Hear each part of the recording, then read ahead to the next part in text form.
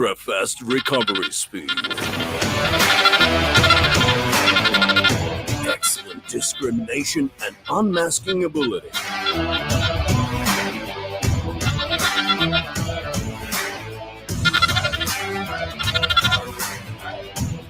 multi-frequency,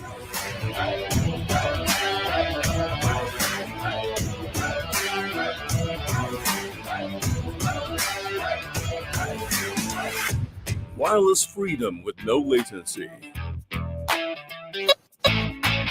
high performance and unmatched depth,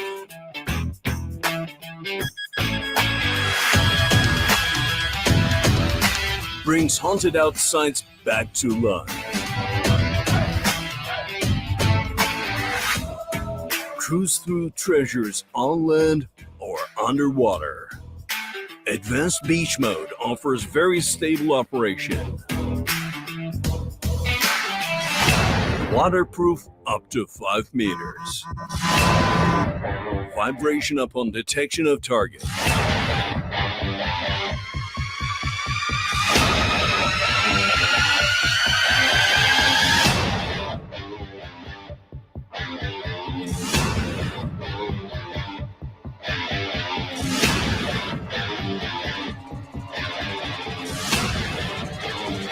Lightweight design. Enjoy detecting for extended hours without fatigue.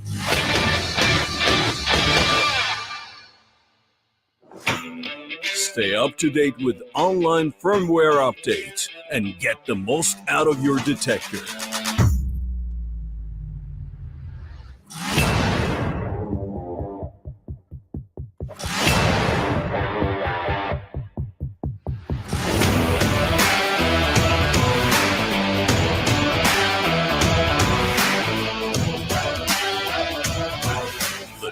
Macro Cruiser Series, all-terrain multi-purpose detector offering the best performance and depth at the best price.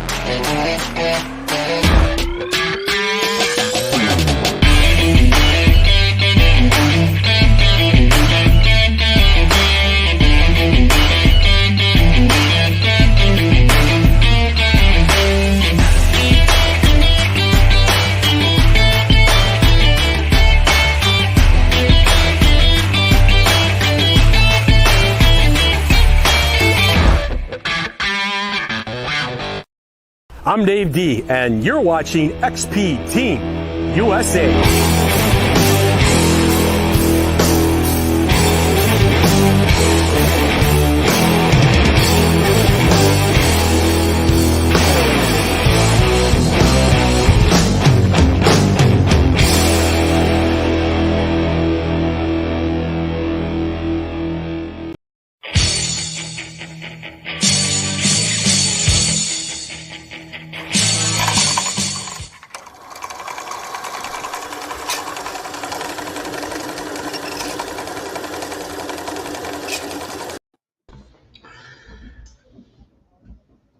Oh, sorry. I was watching the Big Detecting Show. We'll get there shortly. Good evening, everybody. It's Thursday, it's 8 p.m, and it's the Big Detecting Show with myself. And welcome back to my compadre, who I missed very much last week, Mr. Adrian Gayler. How are you, Squire? I'm fine, thanks, Dave. Yeah, nice to be back on and catch up with you and listen to what's going on in the world of detecting now. Well, we hope all is dandy and smooth in the Gayler household and beyond at the moment. Yeah, it's one of those things, isn't it? A death in the family. Bless him, my dad passed away, so yeah, quite sad, but he's in a better place now. So, well, we were all thinking about you anyway last week, young man. So, thanks, mate. There you go. Some of that. Well, we've had a great week. Well, I've just had to take some headache tablets because I'm banging headache from looking at the square screen constantly for about the past 5 days. Basically, with the help of that young Mr. Well, I say with the help of, I've been no help at all. That young Mr. Holden of Detector Network, we've completely rebuilt. I said we again. He's completely rebuilt the Archaeology and Metal Detecting magazine website, and we're going to see that shortly for to do with the news. But you'll see we've got a link on there now, thebigdetectingshow.com. And you can actually watch. That's what I was doing when we come on. Then I was watching the show live to see if it worked. So it's been a busy old week, and we hoped to make a massive announcement tonight, but sadly we're unable to at this moment in time, and it will be therefore in the coming days.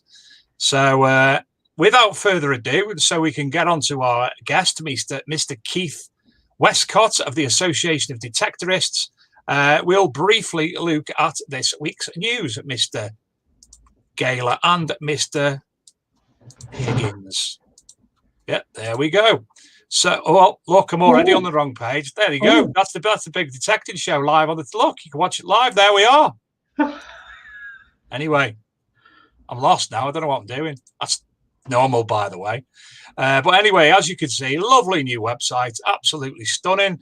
We've got the news feed in there straight from the Archaeology and Metal Detecting magazine, so you can see all the latest news, because obviously we share news reports from all over the world constantly throughout the day, and that will all appear there. We've got a slider with the people we'd like to promote, and we've even got popular and recent, and subscribe to our newsletter, which we're going to be introducing, and also a player for the Big Detecting Show in podcast form.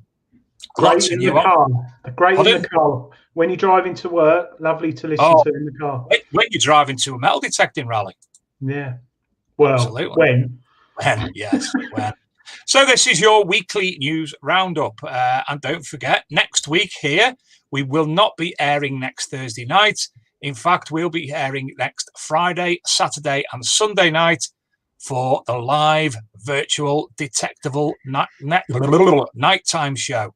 So for those of you who don't know, get along onto the Detectable website, or Metal Detectives, or Diggers Dips, or I'll be posting again, updating the post for next week, and all the information will be there on how to participate in virtual Detectable starting next week.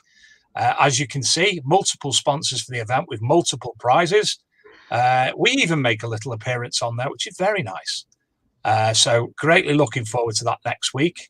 Next in the big news, tomorrow night, Time Team have a big announcement from the series producer, Tim Taylor, and that will be appearing on their YouTube channel, the Time Team Official, tomorrow night at 6 p.m, and we'll hopefully be covering that too.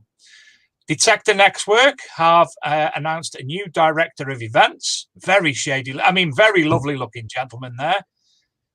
His hair's a bit bolder than that, isn't it, in reality?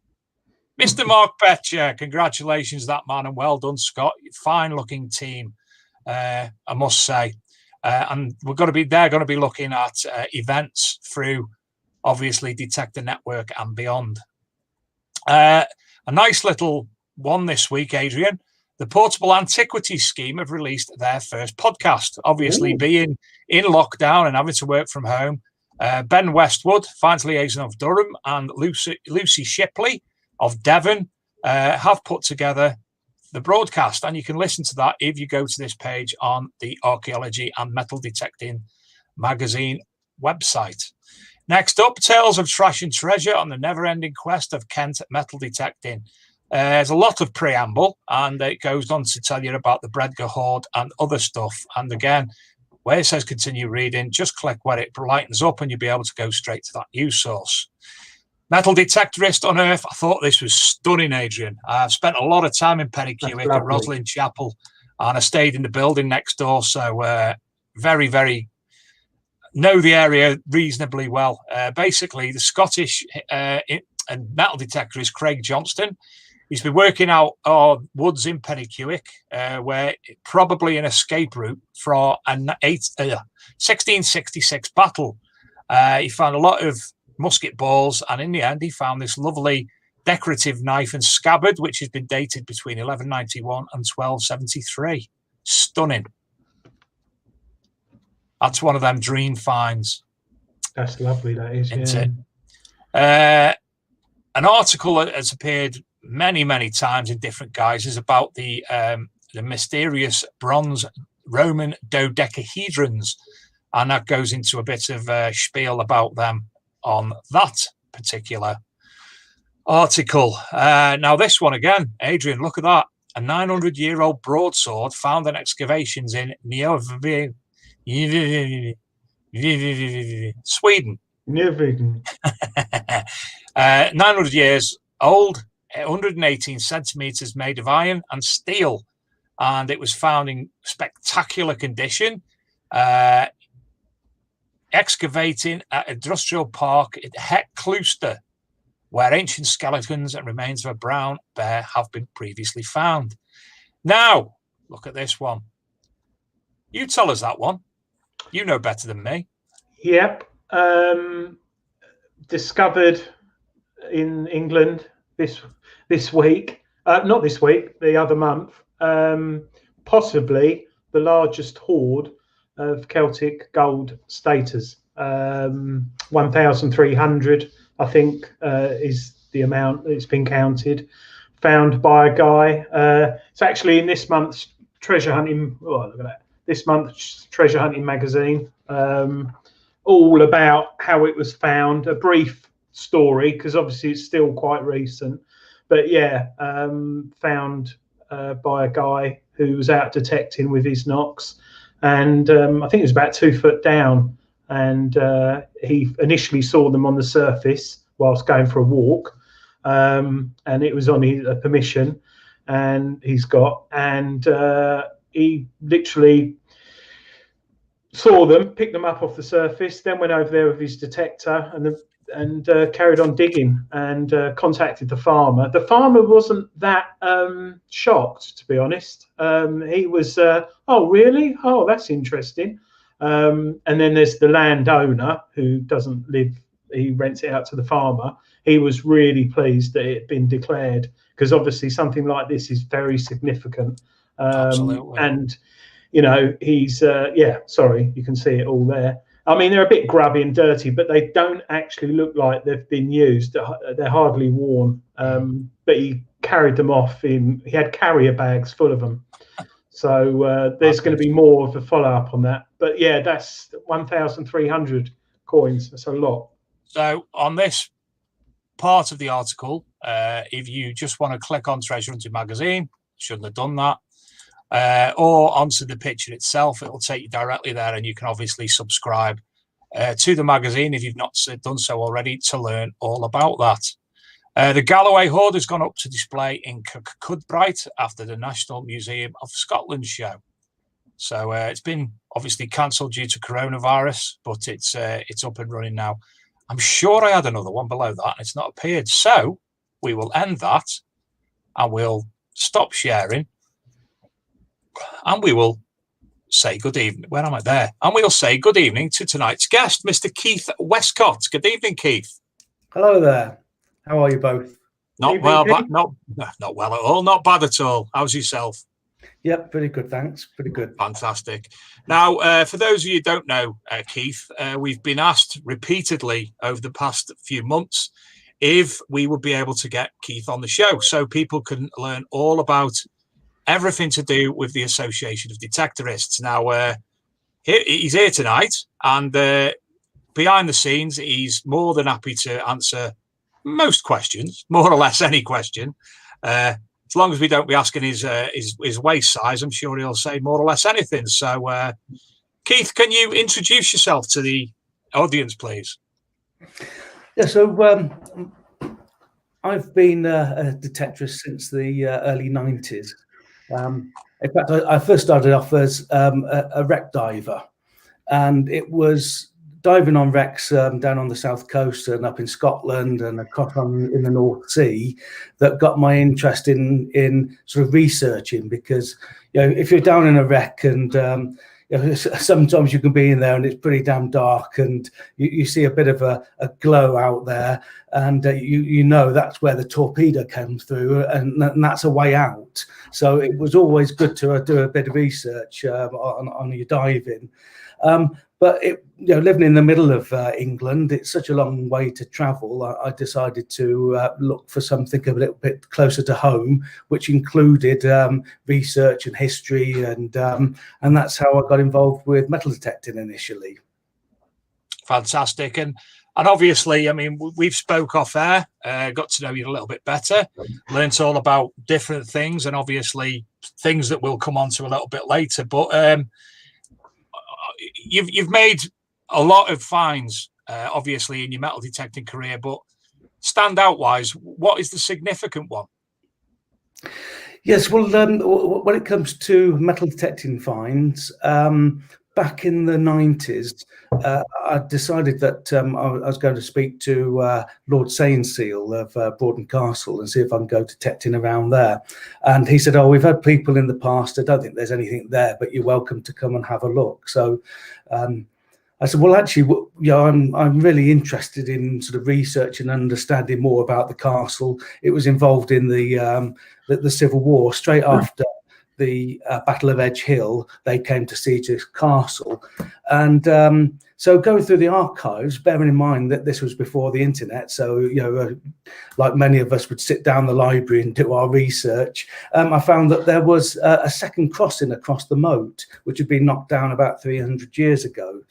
So I thought, wow, I need to look at the trackways going in and out of there and sort of understand what was going on. So that's where I went, and I ended up similar in some ways to the hoard that you've just been talking about, apart from these 16 Civil War coins, not 1,000 staters, but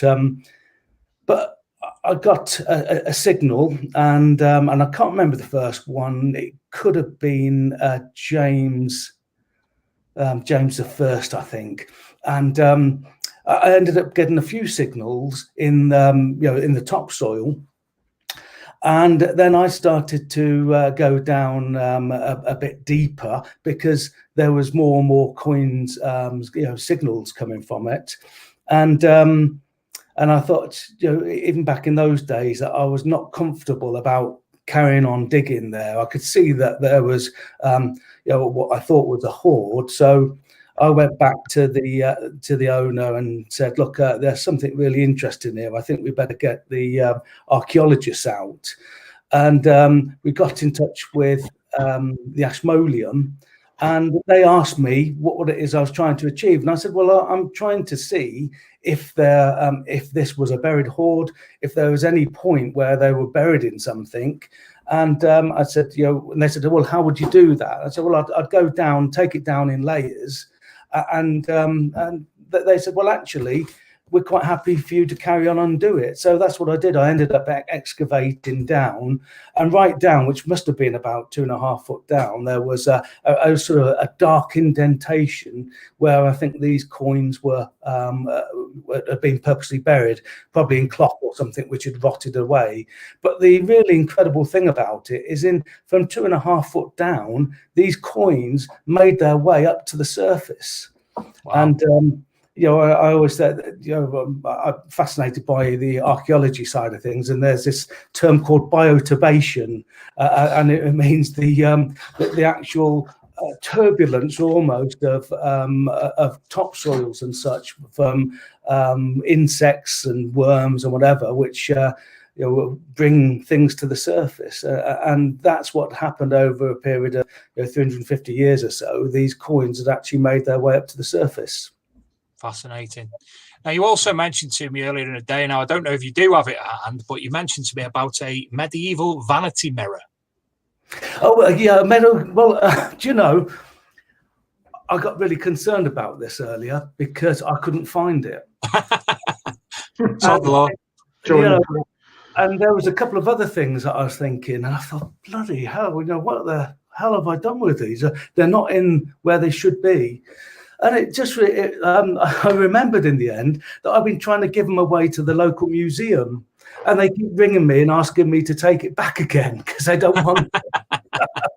So I've got a really incredible rosette military Roman first century brooch with a pin on the lot, cracking find. And no, they don't want them. And so that's where they are. They're sat down in Banbury Museum at the moment, so I can't show you. But what I thought I would do is I'd get it up on my iPad. So if you can, oh God, it's not going to be easy to see. But you can see this type of that's a perfect. medieval compact mirror. Yeah. Oh, was it good? Well, when I found that, it's only about the size of a £2 coin.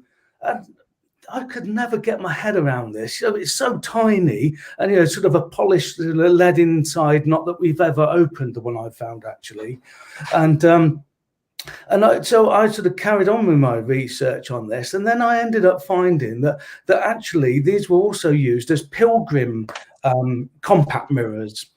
And evidently what they would do, they would head off down to Canterbury or whatever, and the first thing they wanted to do to try and get close to God is to go to the relics. That was the most sort of physical thing, tangible thing they could see as a link to the past.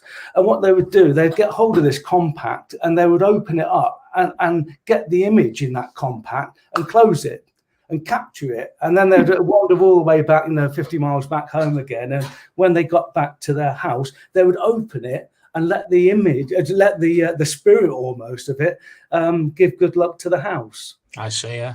Again, fascinating.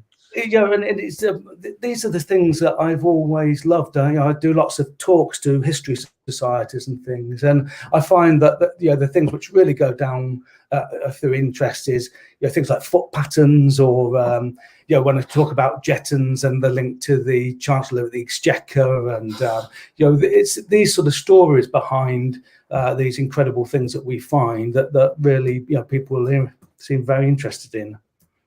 But what I will mention about the hoard that I found, it happened to be the very last case in common law treasure trove.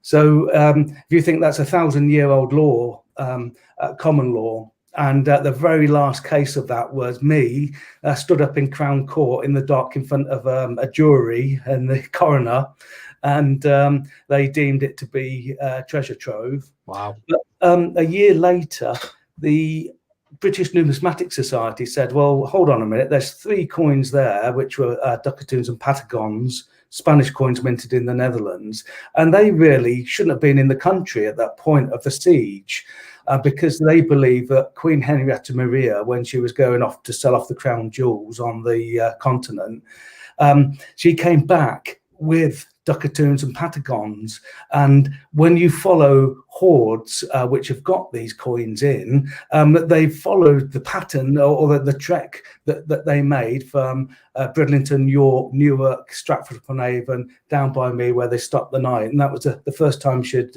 seen Charles I for months and months. So again, it's not very often that you find a hoard and then you find that you think the owner of some of those coins, and it was the Queen of England. Wow. Well, I don't know about you, Adrian, but I could sit and listen to these tales all night. Yes. But fortunately or unfortunately, we're going to have to crack on shortly after you've obviously said what you've got to say now. Yeah, what shoe size are you, Keith? No, what got you into detecting? Was it something your father had done or friends? What got you into the hobby? Yeah, actually, when I was about 9, I think I was. I'm 57 now, so a long time ago. A couple of my mates were Americans, and their dad worked at the base on the F-111s.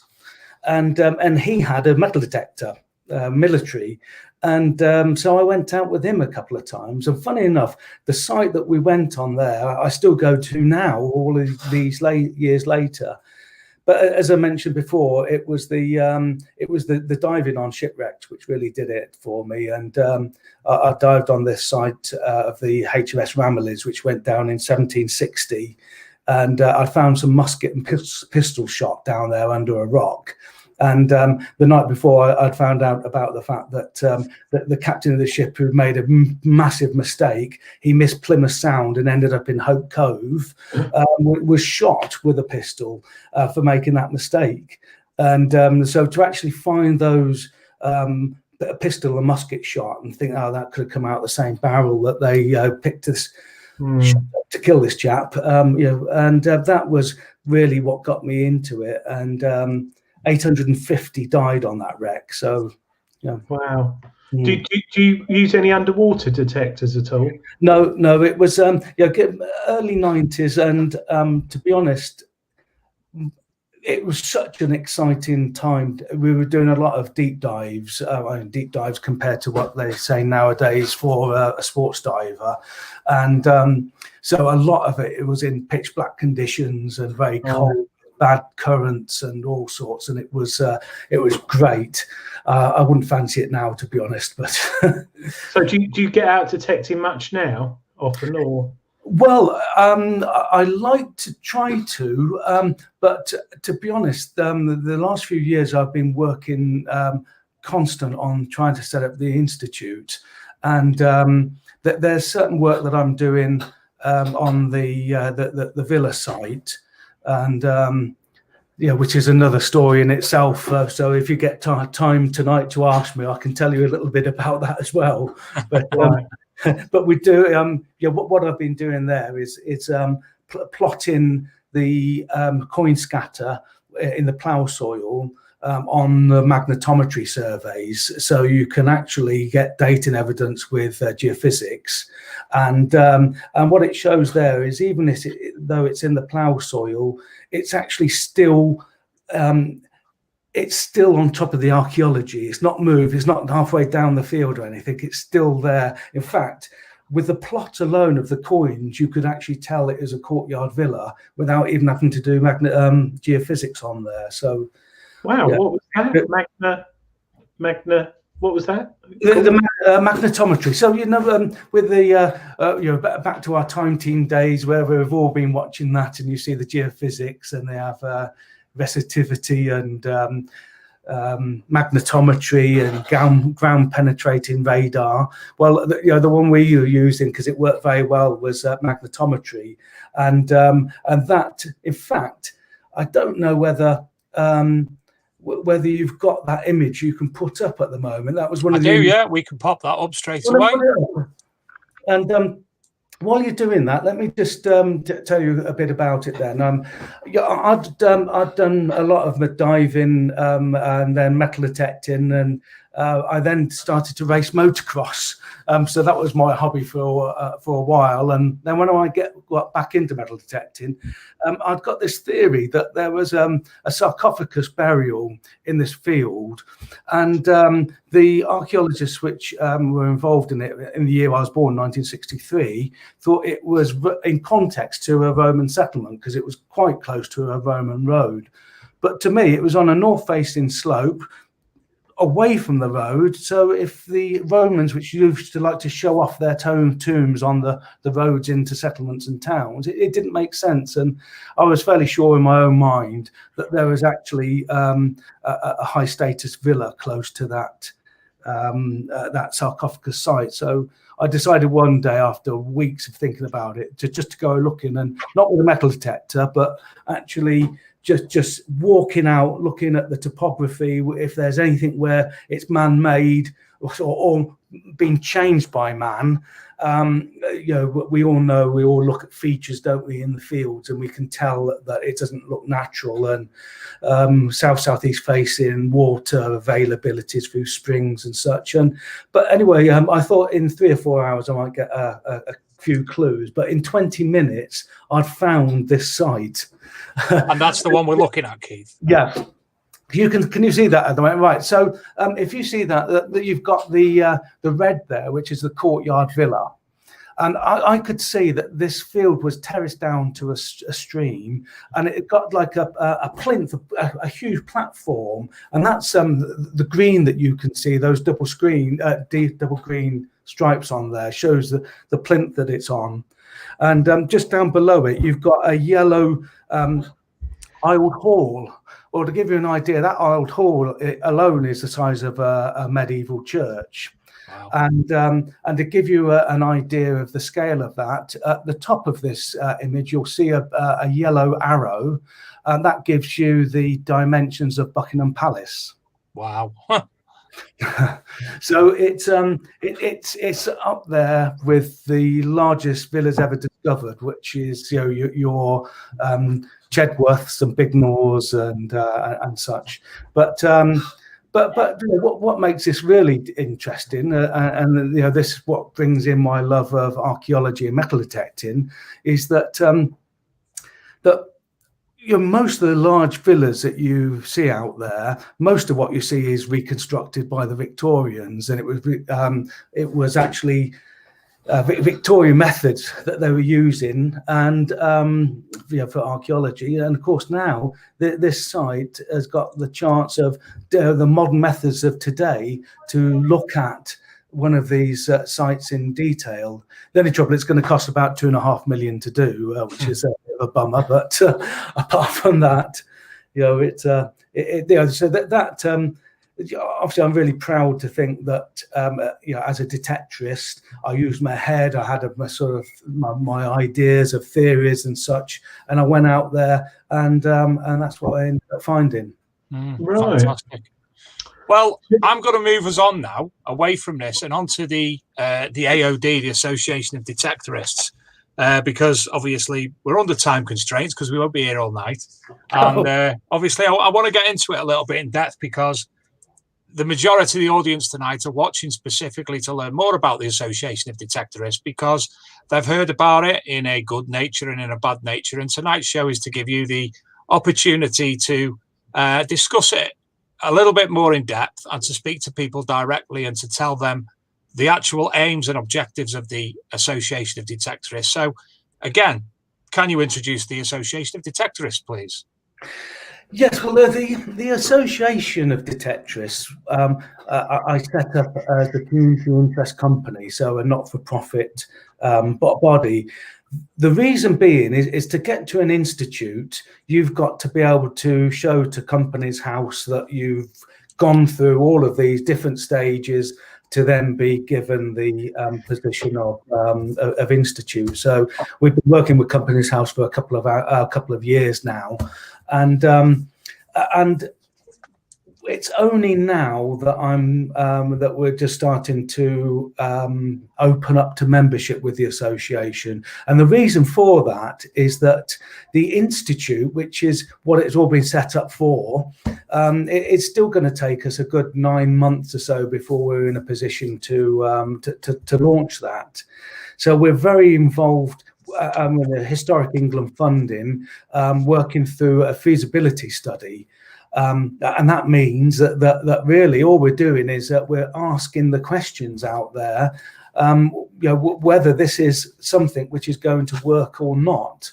And so quite often people say to me, well, what's your main aims and objectives of the institute? And we can't say that because we're still trying to work that out at this point. And that's why we've got this large advisory board and focus group, over 80 of us now working on this, and we're just about getting to the stage where the detector side focus group will be assisting us in this. So I know it's been confusing for people out there, but basically the association was set up because that's how the legal vehicle moves forward into an institute. So that's why you've got two things there. Well, you've certainly answered one of the questions that Adrian have got. Adrian, do you want to elaborate on that question? Yeah, basically, I've had some questions that have been sent to me, Keith, via WhatsApp or Messenger or whatever from people. One I know, the others I don't even know who they are. So you all right if I just go ahead and ask you them? Yeah, ask away, please. Yeah. Right. I won't say the surnames just in case someone goes around their house and eggs their car or something.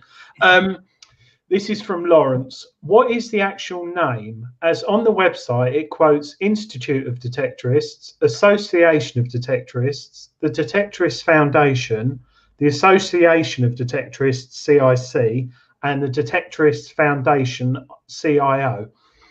Yeah, well, you can see the complications out there in trying to get this all put together. So the CIC, and you'll see this with the Veterans for Detecting as well, community interest company, and that basically means that profits need to be invested by law back into the community. So the Association of Detectorists, CIC, is the community interest company. The Institute of Detectorists is what we're working towards, but you can't just suddenly one day say, oh, I'm going to be an institute. So the work that we've been doing for education and such in over recent times have all sort of worked towards this point of having the Institute of Detectorists. Now, so that's all the same thing, really. So the actual name is the Institute of Detectorists. No, sorry. The actual name at this point is the Association of Detectorists, because we've not gone through the process, which is this project with Historic England, to get to the Institute. That's our goal. We're doing everything to get to the Institute, but that's going to be another 9 months of work before we get to that point. So the Association of Detectorists will then transition into the Institute.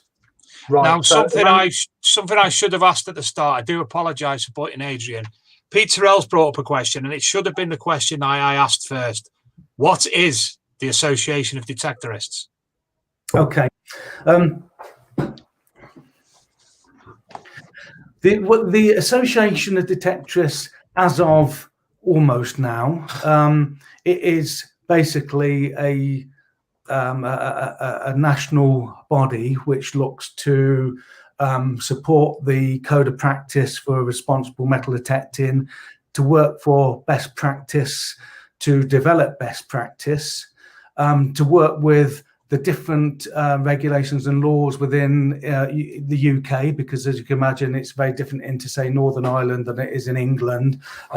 Scotland, obviously, with the Scottish Treasure Trove, is a very different scenario. So it is now becoming a membership body. Within the next few days, we'll start to take on a membership, and the reason for that is that it's taken so long to go through this Historic England process that so many people have just said to us, look, come on, we need to know what this is all about. And the only way I can really talk about aims and objectives as such is to actually set up the association and say, this is what we're trying to do. It's all about information, best practice, and also my real love, which is to try and embed metal detecting into professional practice, because it baffles me how we are in the 2020s now and the metal detector is so underutilized in archaeological projects and sites. I mean, one of the biggest ones in Oxfordshire, Westgate, or in fact, it was the biggest one ever. I went to see a talk about that, all in medieval Oxford. Incredible. They had 7 huge, great earth-moving machines and set up a museum on site. And at the end of the talk, I said, well, did you use any metal detectorists? And they said, no, we wish we would have done, because we'd have found so much to put in the museum. And, I think, oh, for goodness sake, what have we got to do to get metal detecting or the instrument really used as a matter of course? And so that is what we're working on. And at the moment, I'm working with HS2, and we're working on a completely new survey methodology. Which this is something that probably most people wouldn't have heard of, because I didn't. I asked what the devil is this? It's geochemistry and magnetic susceptibility.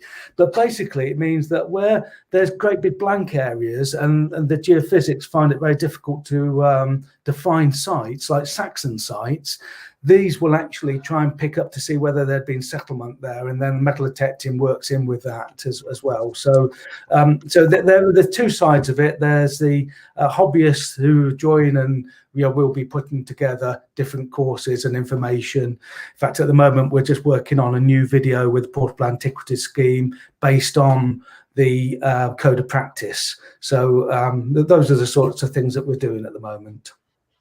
Right. You all right for me to carry on, Dave? Yes, carry on. We will be going shortly over to the Diggers Dips draw and the adverts in 3 minutes, but crack on. P. Writer Bund has messaged me. I understand you were successful, Keith, this is me saying that, in receiving funding from the government. How much was this and where has it been invested? Also, will you request more? And if so, what will this go towards? Sure. Yeah, well, we got £50,000 through Historic England, which is government money, basically. And through that, we've employed a consultant, which is Dig Ventures. And Dig Ventures, you probably have come across because they did this time team reunion a couple of years ago at Lindisfarne, and they do lots of sort of pay for dig type of archaeological work rather than a sort of a rally where we detectorists will go and pay. These people will be paying money to go and dig on an archaeological site. So so that's also gone to different legal side. We're employing solicitors on this, accountants. We've got another consultant working on there. So basically, it's gone for the work which has been done, and basically anything that I get out of this, I donate 50% of my time for nothing, and then I receive some as well. So I think about through the project, I'll probably be getting about 18,000 for my time. But bearing in mind, I've been working on this for 4 years in January, and I work full time constantly. In fact, in the last few weeks, I've been working 7 days a week. I've been working Saturday mornings and Sunday mornings. So it's, I'd have done better picking and packing, I think. Well, if you just excuse us, we're just going to go over. Luke's going to share the screen for this week's Diggers Dips prize draw. Oh, I forgot to go on it. There you go. So carry on, Adrian. I'm sure we can carry on chatting while instead of waiting around. P. Wright Bundy said also, will I don't know. Sorry, did you answer this? Will you request more money? So, yes. Yeah, the idea is that once we finish the feasibility study, it goes into business plan. The plan that we use then will go for the idea of launching the institute, and the idea has always been that we'll have a stakeholder supported bid to the National Lottery Heritage Fund, and that will be to launch the institute. So yes, we will be looking for further funds down the line. Right. Okay. Pick a number between 1 and 35, Keith. 16. I'll go for me lucky 7, Adrian. Damn. 11. Oh, low numbers. Bet it's in the 30s now. It's going to be 7. Oh, it's a fix if it is, Dave. This is. Don't be 7. Oh, it's 7. Oh, it's 7, and it's Rob Random. Rob Random's going to love me. And Rob, I will be getting to your questions after the break. So thank you as ever to Diggers Dips for the donating the draw. And we'll have that at the same time. In fact, no, we won't have it at the same time next week because we won't be on air next week. No. So it's over to the advert. Thank you, Mr. Higgins.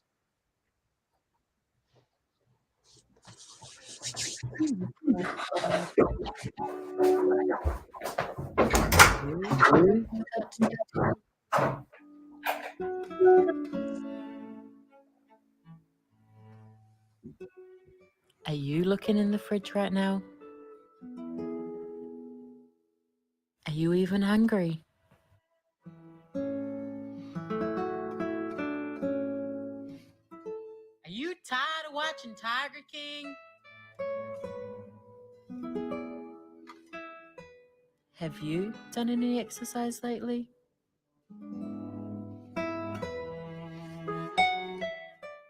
Well, we have the solution for you.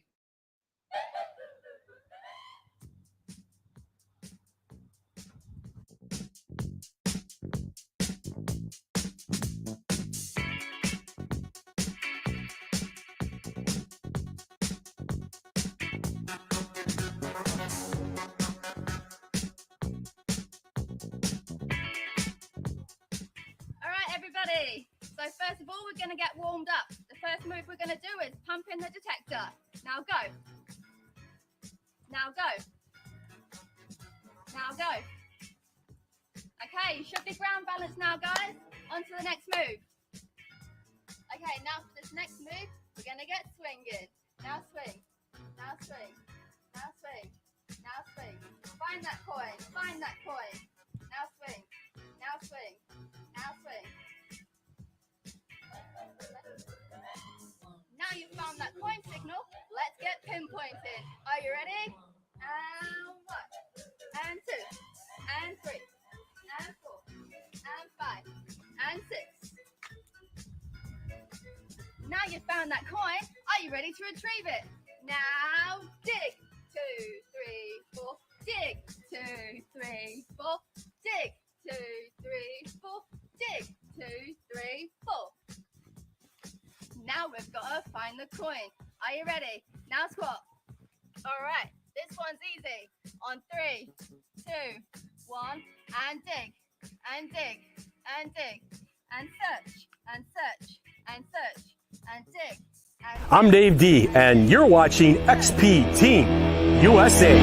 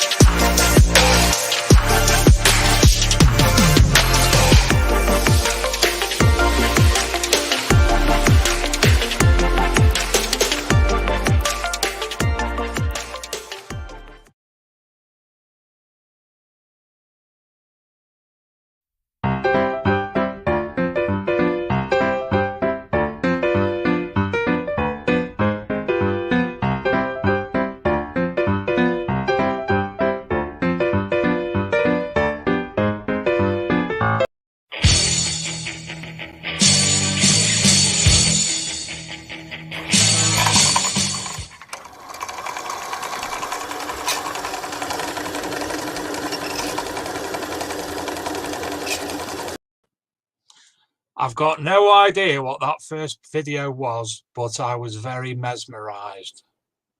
Don't know why. Welcome back, ladies and gentlemen. We're here tonight with my co-host, Mr. Adrian Gayler, and tonight's guest, Mr. Keith Westcott of the Association of Detectorists. Now, I just want to say, ladies and gentlemen, in the chat room, this show is Luke, myself, and Adrian are basically drivers. We drive the vehicle, and the show is for everybody. It's a platform to everybody. We don't really want any abuse. We don't want anybody having a go at each other. That's not what it's about. We're a nice place. I'm the only person who's allowed to abuse people. So that in mind, let's crack on. Yeah, I've just got to say what Daniel Spencer said, Dave. I think you pressed the wrong button with them women doing workouts with detectors. I don't know how to press any buttons. I thought it was one of your sort of secret videos that's locked on your PC that you watch late at night. It's not mine, it's the boy Higgins. Yeah, I bet it is, little monkey. Yeah, I'm gonna go back up the thread a little bit because I've got one or two questions, and one of them is very important, I think, and that's from the average detectorist's perspective, which I can't find anymore. There's that. So it's just above that, and there it is. So there's two questions. The first one was from Rob Random, and I'm sorry these aren't in any particular order, Keith. We'll fire them at you because we haven't got there per se as yet. Sure. Rob Random asks, will this be compulsory to join to be able to detect? And in the same sort of manner, Will Helmsley asked, is the AOD aiming to control, license and regulate the hobby and detectorists? Surely the NCMD already represents us. Yeah.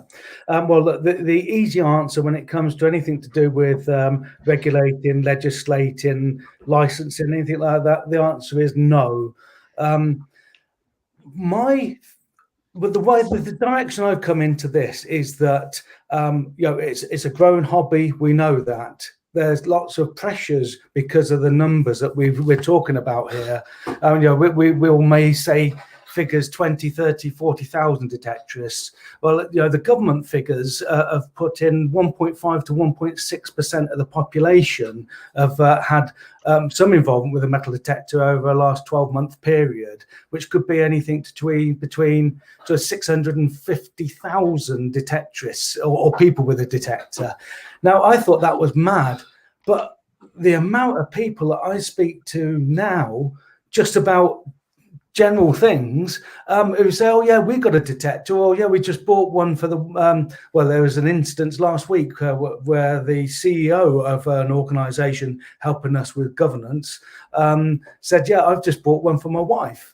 So we know that there's a core of detectorists out there who are incredibly experienced, and the idea is that there's a lot of people coming into this new. And we've got to, I think about our impact when it comes to the heritage side of this, because if we don't, there is enough groundswell out there for others to try and impose things to us when it comes to things like legislation and licensing and such. And so, I think, we as detectorists, we've got a lot of us who are, we could always call us experts in what we do. We want to make sure that the newcomers come in, have a chance to understand and learn from us, and then it's doing things that we think is right as detectorists to do, not what other people from outside of the hobby have telling us to do or imposing on us. So it's all about voluntary working to try and do things that we think is right without any outside interference. And just recently we formed the Detectorist Digs and Rallies group, because we know that there's a real focus on that at the moment when it comes to the heritage side of this. And it's a great opportunity for newcomers as well to get involved and go metal detecting. They might struggle to get land, so a rally is a good idea, but at the same time, there's a real focus on that from outside, and there is now. I've been talking about this to a couple of people for some time, that there is now an article out there written by Mike Hayworth and Michael Lewis from Portable Antiquities, which is saying that there should be legal liabilities from people who are in charge of rallies, the organisers, and permits, all these things that we don't want to happen. And my point of view is, look, if this is the pressure which is going to come on to us, let's just try and work all together and try and put out best practice. And we've had a situation where the code of practice for responsible detecting has been out there now for 3 years, and there is no endorsement of that code by any national body. Now, I know there's lots of reasons behind that, and I'm not sort of debating that, but at the end of the day, the heritage side of this see the fact that there's no detectorist body supporting the code of practice, which should be the glue which really holds the heritage side and the detectorists together. And we've sort of bowed out of that. So no, that there is real reasons, I think, that the Association of Detectorists and the Institute can go and really promote metal detecting. It's accepted widely across archaeologists and detectorists, the heritage professionals, that there's some great stuff that we do as detectorists, but there's also some not so good stuff. And it unfortunately quite often gets videoed and seen. And at the end of the day, we really must try and understand that if it is a find which is down there in the subsoil where we shouldn't be digging into, that if we do think that there's something of real importance there, that we get archaeologists out to help us. The problem is that I know as a detectorist that every day you go out, you get a bloody great signal, which is deep, which is going to be one lump of ferrous or whatever. So how do we deal with that situation? Because a good example is that Bronze Age hoard in Scotland fairly recently, which was the Bronze Age horse harness. And the great thing there, where the detectorists stopped and the archaeologists came in, they could find material, literally leather, and for the first time they've been able to work out how this horse harness went together because of the fact that there was the archaeological record was still there rather than being dug out. So yeah, there's some real good points behind it, I think. Okay. Adrian? Question here from D Rush. I think we've covered it. I love the idea, but what has caused the IOD to come together? As I understand, some are not happy with the NCMD communicating with its members, but naturally you cannot keep everyone happy.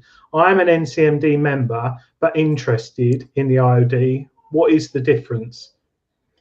Yeah, well, I think the first thing that we should think of there is that I've been an NCMD member in the past, back in the 90s, and what I'm trying to do with the association and the institute isn't against the NCMD at all. And I think there's lots of room to have two national bodies out there working for the good of the interest. And the NCMD may come from a slightly different direction to what I do, but there's plenty of room for us out there to do it. And I really hope that in the future we can try and work closer together and see that we're doing this for the good of the hobby. So yeah, that's how. Okay. He's also gone on to say, do you think there is an issue with this has just been sent to me, actually. He's sent me another message. You state best practice from the IOD, but do you think there's a problem with this? And where's it going wrong? Hence the portable antiquities. Oh, he's going on about stats. In Treasure Hunting magazine this month, there's a portable antiquities scheme annual report. And it clearly states in there that 90% of finds were recorded by metal detectorists, 4,000 individuals. So people are reporting finds. So what do you feel is not being carried out as best practice? I think where he's coming from. I mean, a good example, if we're talking about the portable antiquities as annual report, if you go back through the last couple, I've not seen the most recent one, but take 2017, 93% was found by detectorists.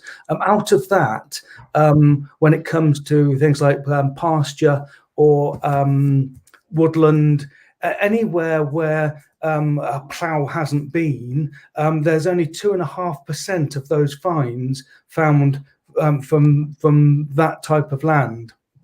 Now you only have to look through social media sites, rallies, and you can see that pasture is regularly almost targeted by detectorists, because the fines out there haven't gone through the tumble dryer of the plough and had the chemicals on them, so they're in a lot better condition. And so I think that the figures don't make any sense to me at all, 2.5%, because we know that the majority of the time it's arable land which is under crop, and but I think that the key thing to this, to me as a detectorist, is that if we don't detect on things like pasture, they're never going to be found. You're not going to get archaeologists going around in fields trying to find things. I know in finding a huge archaeological site the difficulty of getting archaeologists involved in it, because everything's so costly and commercially driven. So I'm a great supporter of digging on pasture, but in a much more ordered way, really, because you've got to think that these finds could have been in their place in antiquity. That's where they've been since for centuries. And the good example there, I saw a helmet come out. I can't remember what it's called, where you've got a bear on the top of it, and everything else around it was actually ferrous, which was all rotting away. But if you'd have done that as a detectorist going into pasture, we would have just dug straight through the lot and picked out the actual non-ferrous part of it. But the actual helmet itself, would have been destroyed in what we're doing. So, I haven't got an answer to this, because it's not easy to know when the code of practice talks about things don't damage the archaeological value of the land. Think about the stratified deposits. These are all parts of the code of practice. It isn't straightforward how to deal with it, and I haven't got the answers. But I think it's something that we need to work on together and think about to try and find a better approach.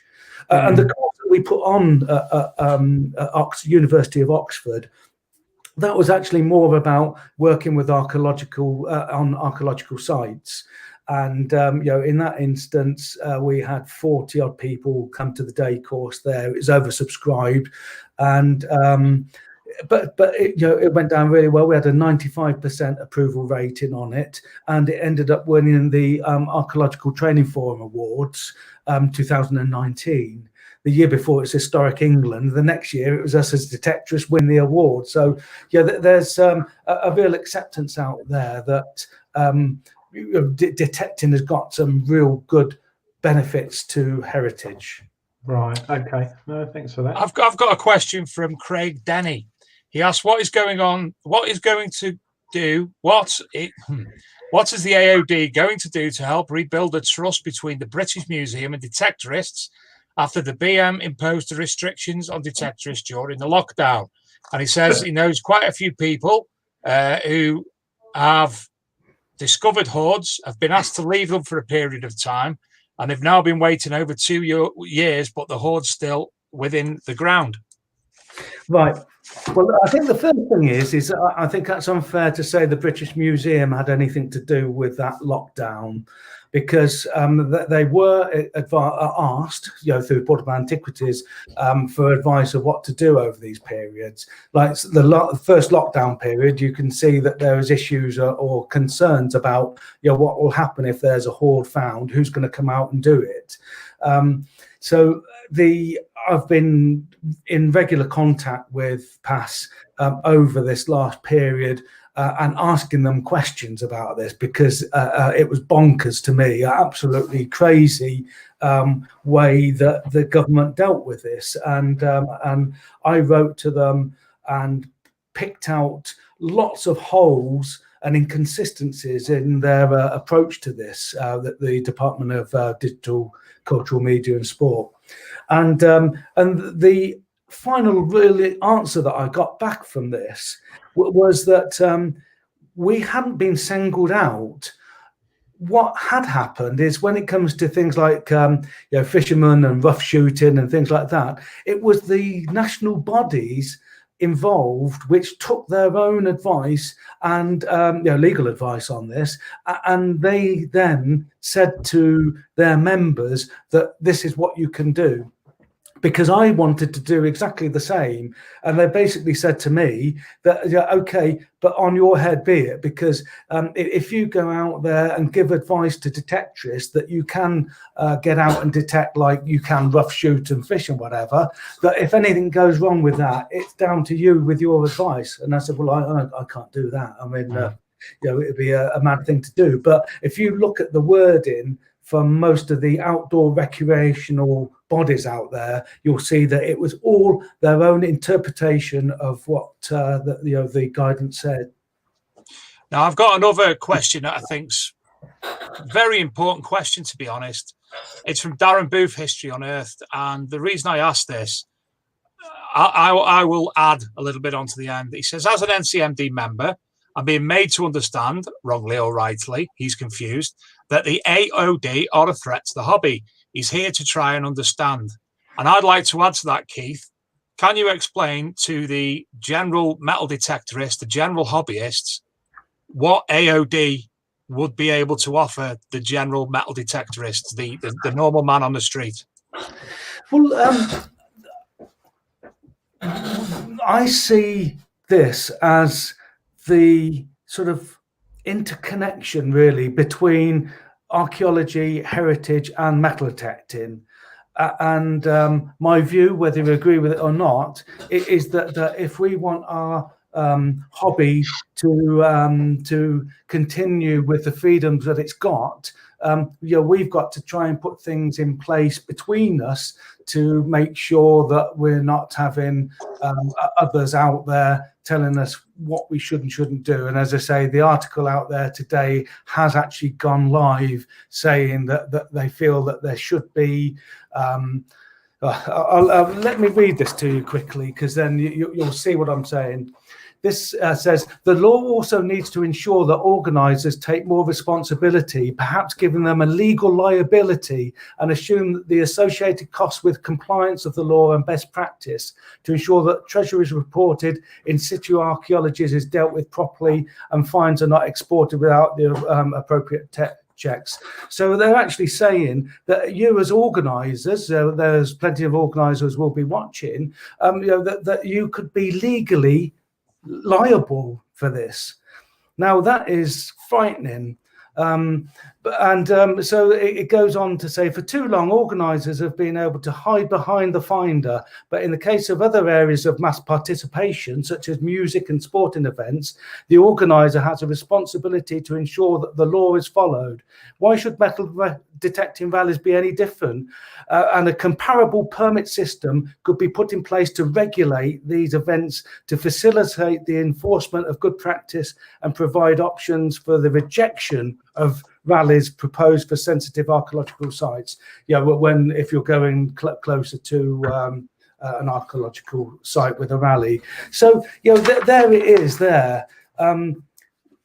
The digs, Detectorist Digs and Rallies group, what we've done in setting that up is knowing that these things are coming and saying we don't want to be told from outside of the interest that this is what you got to do, this is legislation they're talking about here. The support that we've had from Digs and Rallies organisers, I think we've got 62 in the group, about mid-30s have put through their logos to go onto the Association of Detectorists site to say that they're not only supporting the code of practice, but they will actually work for best practice and work together for the best of our interest. And we've got to think of our interest not just as detectorists. We've got to think about where we are in society, really, to make sure that we do good for everyone.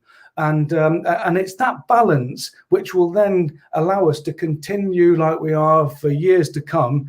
I don't know if it's a good word, but self-regulating. It's a word that's often used. It really just means that us involved in the hobby ourselves can think between us what is right and wrong moving forward. But again, Keith, you didn't actually answer one of the questions, and again, it's being brought up throughout the comments section. What will the AOD offer to a solo hobbyist? Yeah, because sorry, butting in there, Dave. That document you just read stated clubs and organised digs and rallies. It didn't say anything about me and my mate who go in the field at the weekend. So how will that affect us? No. This is. I think there's a real focus on digs and rallies at the moment, I think the MCMD have mentioned in the past that there are people out there which will try and make changes, and I don't disagree with that. And I agree with the MCMD where they say that we need to protect the hobby. All I'm doing is coming from a different direction and saying the way to protect it is to try and put in best practice, the educational courses that we're putting on. I mean, these are award-winning courses as well. So it can go from anything from newcomers coming into this. I mean, I did one down in Bristol a couple of years ago now, where we gave talk to newbies just before they went into doing a form of rally, and there's lots of great things that we can do. But I suppose the answer is that the MCMD are looking at protecting the hobby from one direction. We're looking at protecting the hobby from another direction on trying to work with heritage and archaeologists to try and do what is a balance, really, and it's that sort of balanced way moving forward, which I think is going to be good for the hobby. Okay, thanks. Can I actually just I just remembered a couple of things which have been asked. It was said about the Detectorist Foundation as another name, and it was shown as a CIO. Now, the biggest problem when we come to being told not to dig into subsoils and to stop digging is what happens beyond that point, because there's no systematic approach across the country to how this is dealt with. And so the idea of the Detectorist Foundation is it's a complete charity, crystal clear. Every penny which will be raised will go to trying to help this situation, so that we've got people across the country. So on a Sunday afternoon, a hoard's found, a phone call is made, and there can be a pot of money there for an archaeologist, £300 or whatever, to come out on a Sunday afternoon and deal with a hoard. So it was Craig who asked about that earlier, didn't he, saying about the issues to do with hoards and archaeologists. It's a real problem, but why don't we as detectorists, we're the ones who are almost creating that scenario because we're finding it. Why don't we put in place ourselves a scenario that we can get our finds that we want to treasure ourselves and love, you're looked after in a way that then it goes into the heritage side, for conservation and such. But I think it would be great if we can try and work together and put some money into it ourselves. Even if it's just £1 for everyone going on to a rally, as a donation, that would really help. Yeah, I mean, the only issue you've got is I feel for people who don't have permissions and they're new to the hobby and they've got the machine sitting there. They've watched like 40 hours of YouTube videos and they're desperate to get out and detect, but they can't. So they go on and organise club dig and meet people, learn about the hobby and understand what they should and shouldn't do. But on the other side of the coin, which I've personally been affected with as well, is you can be detecting on a lovely permission, know the farmer really well for 5-10 years, and then suddenly he phones you up and says, "Oh, sorry, you can't come anymore because I've got a club chucking me £3,000 or an organised dig," and you've lost that permission. So there's also, for the single man who goes out there detecting, who's been doing it for years on a permission, he can get pretty much shafted because money talks, and it's very sad. And I've seen that many times where people have had a permission for years and a club's come along or an organised dig and he's lost that permission. And that's when the farmer can't control what we were saying. There is an issue there because certain people don't report fines supposedly. So it is something that does, I feel, need a little bit more control. Yes, it's a complicated subject. I mean, I think it's often played down. The hobby is all about this sort of random searching for casual losses. When in reality, it's much more complicated than that now.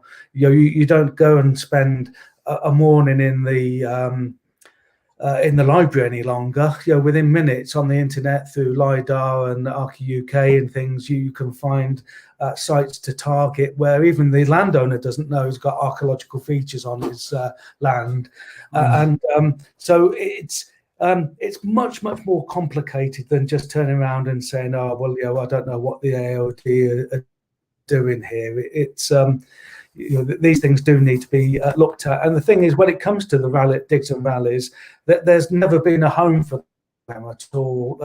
And what we're trying to do there is saying, well, within the association, let's try and just put things together. We've got Mark Becker there, chairing this, and he's somebody who's always pushed that responsible sort of attitude to metal detecting on rallies, and we will cordon off if there's going to be an important find, and certainly when you look back through some of the Portable Antiquities records, you see that they found a lot and recorded a lot. So it is all about trying to just have this approach. Yeah, that brings me on to the next question, actually, which Jason Massey's just brought up from Remy. The Portable Antiquities scheme does a great job, especially in this day and age with COVID. However, it is sad they still have to rely on antiquated paperwork and systems to report a find.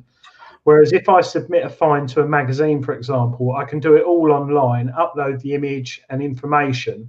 Do the IOD have any plans to help improve this process, i.e. an app to register fines? Which I personally can agree with that, because I've been fortunate enough to submit stuff to the Portable Antiquities scheme, my local PAS, and it's carbon copy paper, fill it in, they post it off. And in this day and age, you'd think, Detector Network, prime example, just an app was launched, the other month for your phone.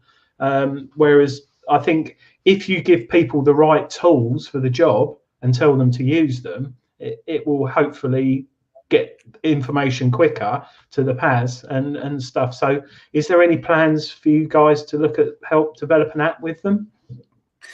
Yeah, it's a huge problem. How do we go forward? We know that let's say that we get a lot more of groups, rallies and digs recording. How are PAS going to cope with it, because they're struggling as it is anyway? And I think that this lockdown period has really brought this home to them, and they know that the only way we can really move forward is some sort of digital approach in the future, and we've got to try and do things which fit into how PAS works, because if we just bombard them with thousands of images, it will just create chaos.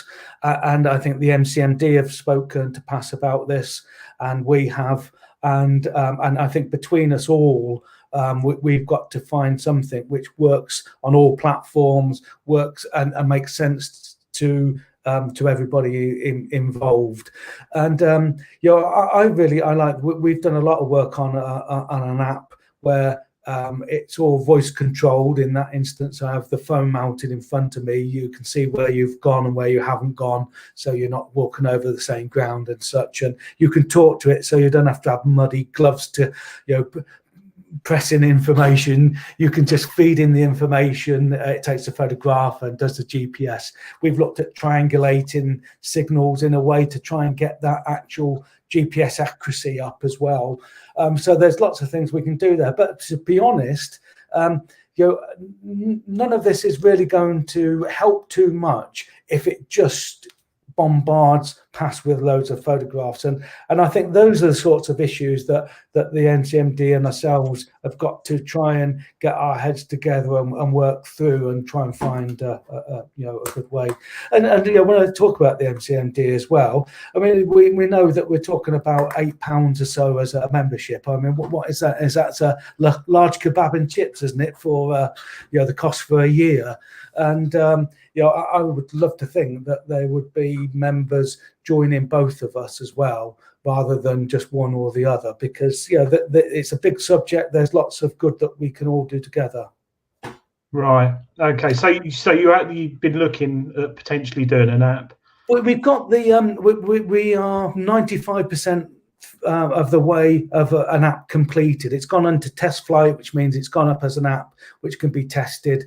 And but again, to me, that's probably more about trying to make sure that we're recording properly as we're digging, rather than passing that straight to PASS. I think when you get it back home, that's where it's got to be photographed in a much better way. And I think there's other places like is it Denmark and Holland are now working on these digital type of schemes. So it is being done in different countries. So I'm sure that through next year, PASS will be working on a system that we can try and integrate with.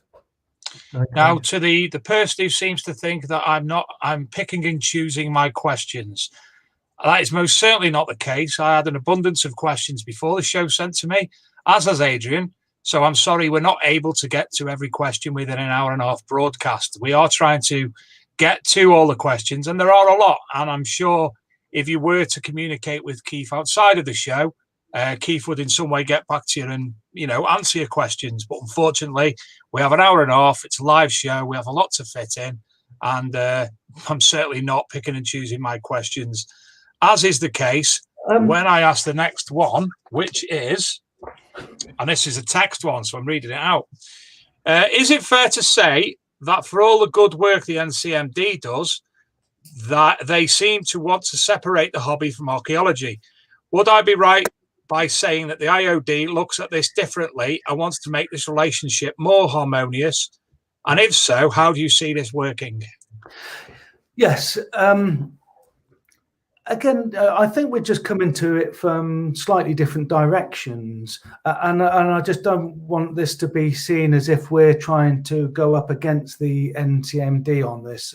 I think it makes sense for us all to work together on this, but our perspective is coming in from the heritage side. We're just joining the Heritage Alliance. So where the NCMD are with the Sports Alliance, we know that the Department of Digital, Cultural, Media and Sport, we're aligning with the cultural side, which is cultural materials and heritage, and MTMD align with the sports side of it. That's healthy, isn't it? I think we're coming from two different directions, and I think the problem comes when people think that because of some of the names involved in the project with Historic England, people like Mike Hayworth, that they're actually there to impose new legislation and licensing and things like that. It didn't. We've got the same amount of detectorists, 40 something on the focus group, as we have got archaeologists and heritage people as well. And so between us, we're trying to find that sort of middle ground, and it, to me, it's like a seatbelt. I heard the other day Sterling Moss was really dead against seatbelts and we've just seen that terrible crash on Formula One. We get to a situation where you jump in the car and you expect people to put seatbelts on. It'd be great if we get to a situation in a few years' time when somebody is saying, "My God, I've got this is a really deep signal that I can start to find something." And I don't want to knock what was said earlier about this incredible hoard, but to sort of dig them up and take them away in plastic bags isn't really the best. The best way of doing it. There may be reasons why he's done that, because he's worried about the value of the hoard or whatever. But I think it was to be fair, it was on a public footpath, and when you're looking at potentially what could be £500,000 worth of gold, I think that's why he moved it. But he did keep all the soil and the remnants in the bag. Yeah, good. I mean, it's a difficult one, but the thing is, what we've got to look beyond, I think, at times, is the monetary value of these things, and think of the historical and heritage knowledge and value of what we're finding. And I think you'll find very soon that the new Treasure Act will come out and start to get us to think a little bit more about items which aren't necessarily precious materials at all, but are precious historically. And so the answer to that question which comes through, yes, this is all about trying to align and work with heritage and archaeological side of things, and do things which are going to come from, but I say come from the that sort of perspective. Put it this way: when you're detecting and you find something, that individual find, you don't know whether that is part of a wider deposit, of an archaeological deposit or not. And it might not be for 50 years that something else is found, and there is a sort of a contextual relationship with it. A great example for that is things like Celtic coins, or we're on a point here where we've got the Catalaunians coming on one and the Dubonnies coming from the other side, and where the coins are is giving us an idea of where the borders are in these tribes. We don't know until years gone by that the things that we're recording has got some sort of relevance. So am I going off on one there? I don't know. No, it's interesting because Dave Taylor in the chat has just commented about the PAS should put a pamphlet in each new box with websites to read the rules. And it's true, because if you go out and buy, I don't know, take for example in the late 70s, early 80s, you bought a box of fireworks and you had to have the firework code in the box. All right, you won't blow your head off with a metal detector, well, unless you get a mine. But you're obviously not me, are you? No, but it's a good point. If you buy a metal detector, there should be a document in there stating, the Institute of Detectorists, NCMD, or whatever, or go to this, because I think Dave, you mentioned it, or someone said with the lockdown rules where people were getting confused, it was saying you can detect in public places. So people were detecting in parks, and when they were stopped and questioned by the police, they just showed them their phone with what the guidelines were, and the police let them carry on, in a playground, in a park. So it is a bit bizarre that for the sake of not a lot of money, a pamphlet could be put together and every single distributor and dealer in the UK has to put one in a box. Well, I think that's a good point for me to say what we're trying to do with the Association of Detectorists at the moment, because there are a lot of people out there who think that this is all about us trying to impose things where it isn't. And so what we've done is to think, well, who are the people out there which are really influential in the hobby? When you look at it, it's a show like this, it's the magazines of the searcher and treasure hunting, it's the manufacturers, and it's the distributors of these. Because at the end of the day, if anybody can get the information back out, like you've just said, it's when newbies are coming in and buying detectors, and when that's always a good example, I think, really. I think where, leisure promotions and Regtons were just saying in the chat, they do that. They put it in the box. I think the issue we've got is more with certain large e-commerce sites that aren't if someone's going to buy a detector, I'd say do not buy it off wingwangwong.com or a large e-commerce site where it's got loads of reviews. I would say go to your local dealer and find the right machine. So it's bizarre that they're doing it to help the hobby, but you can sell it eBay or anywhere without that information. It should be not a legal requirement, but it should be almost, on that. Adrian, can I just interject? There's actually no such website as wingwang1.com. I've actually just checked, and there isn't on. And I also want to point out it's 9:30, so we are going to be wrapping up shortly as well. Oh, you want to watch I'm a Celebrity? Let me just come back on that quickly then. I think there are things in the code of practice which are very complicated, like understanding the archaeological values of the land and the stratified deposits and such. So there's things that we need to try and explain better moving forward, which can be put in the boxes going out with the code of practice and such. And so as I was saying, the advisory board that we put together now with the Association of Detectorists is to take all of these well-known, respected people in the industry to come together and make sure that what we're trying to do with the Association of Detectorists is for the benefit of detecting, and it isn't to do with any other sort of myth which has been sort of peddled behind that. And I think you've got our board as a photograph, have you, that you can put up? 1 moment. Because I think that that hopefully will be able to sort of explain where we're trying to go with this. Because if this was all about trying to do negative things, the last thing we would do is have advisors on there whose sort of businesses and livelihoods depend on working with archaeology. I just want to point out before you actually go into that. An advisory board is consisting of people who are advisors to everything that's going on within the Association of Detectorists. Yeah. It doesn't mean that any of these are aligned with the AOD in any way, shape, or form. It's at the moment all have agreed to come together for the benefit of seeing the AOD does reach a level which they're all happy with. Am I right in saying that?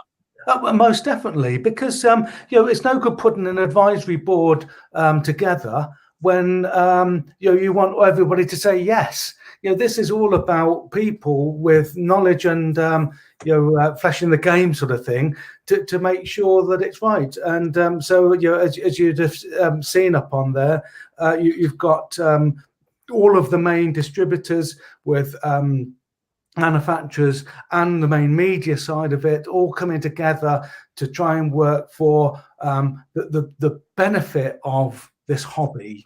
I'm really very, very pleased that everybody has come in and is working together for this. So yeah, I'm very pleased with that. Oh, there we are. Yeah. I just mentioned the A of D receiving advice from key detectorist stakeholders. That's what it is. It's just advice from people which all believe, I think I'm right in saying, all believe that actually trying to develop best practice and this sort of an approach from within the hobby is a healthy thing for the hobby. Sorry, that's AOFD. Yeah, it's A of D. It's the A of D is the Association of Detectorists, and it will go into the I of D. Right. It was AOD and IOD, and there'll be people watching this at the moment which will know what that's all about. Okay. I'll say no more about that. I think the way I think, because it's still early days, and you're putting a lot of work in, the way I can sort of in my head tell me if I'm completely off track here. I buy a car and I've got a handbook and it tells me how to drive that car and go from A to B and check the oil. If I want to find out more about that car and do more with that car, I get a Haynes manual without plugging Haynes. I don't work for them. And I can find out more and research more. Am I off on the wrong track there? Is that what I am? Not at all. This is why I'm always a bit nervous about saying education here, because some people will turn around and say, I've been a detectorist for years. Who the bloody hell is going to tell me what is right and wrong? And it's not about that. I did a 10-week course at Oxford, archaeology in practice. Now, I left school at 15. So by the age of 16, I'd done some of the most bloody dangerous and horrendous work you could ever imagine. So I didn't go down the route of universities. So when I did walk to Oxford University to go onto that course, I didn't know quite what to think about it. And it was fascinating, absolutely fascinating. So, as detectorists, which have got this inquiring mind and interest in our history and our past, we want this education, then, if we're going to call it, or information, to be all about just growing our interest in the hobby, expanding it, and it's really, really fascinating. And once you start to get into understanding the landscapes, and when we talk about context, context isn't all about what's actually sat around the find. You've got the contextual landscape, so the relevance of everything around you. When you start to plot all this in, and you can start to rewrite history as detectorists, not archaeologists, not blinking professors or whatever, just detectorists, we can actually contribute so much to this that thankfully that there's so many detectorists out there which feel passionate like I do about it to support what we're trying to do. And I know this isn't going to be the answer for everyone, and but thank God there's a good enough proportion of people out there who really think that the way forward is to develop this side of things. Now, Keith, I do have one more question. I didn't want to go here, but considering that I obviously don't answer any of the questions that are being asked, I'm going to ask this one. Well, two questions, actually. The first one, NCMD recently sent out a letter to members. How would you respond to that letter? I don't know, really, because I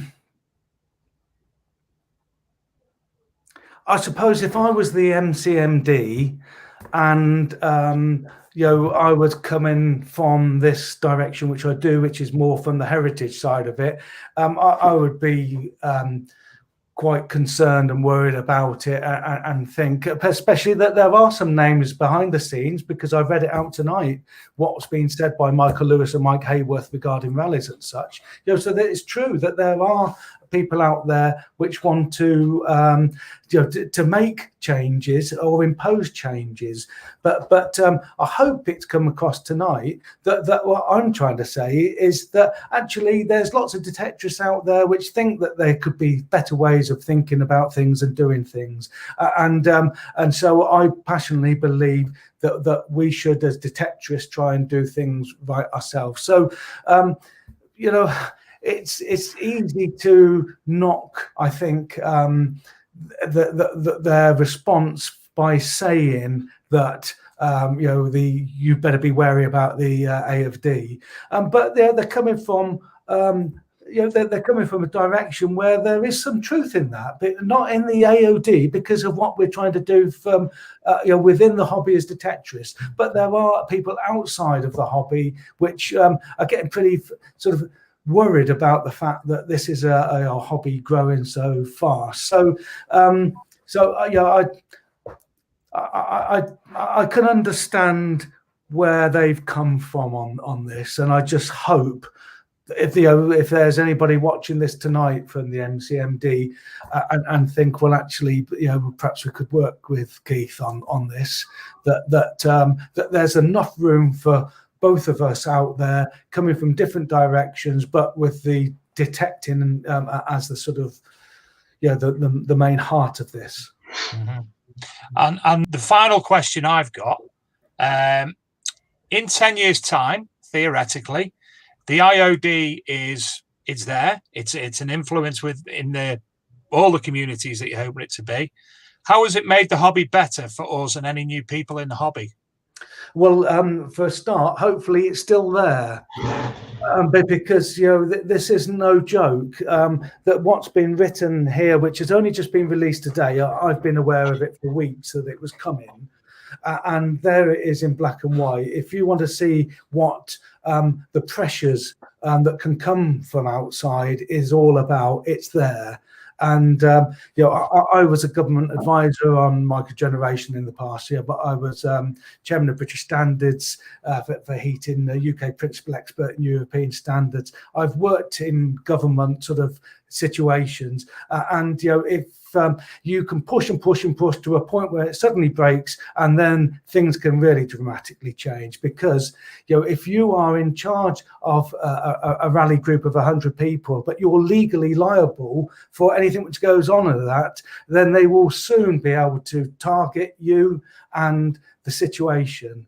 So this isn't about a scaremongering situation. This is a reality that we've got to think about doing things differently. And this is what the DDRG is all about, because all of these rally organisers have come together to work together and to look at this. And we might have an educational course put there, which means that an organiser goes through this course first before he's then responsible and in charge of this.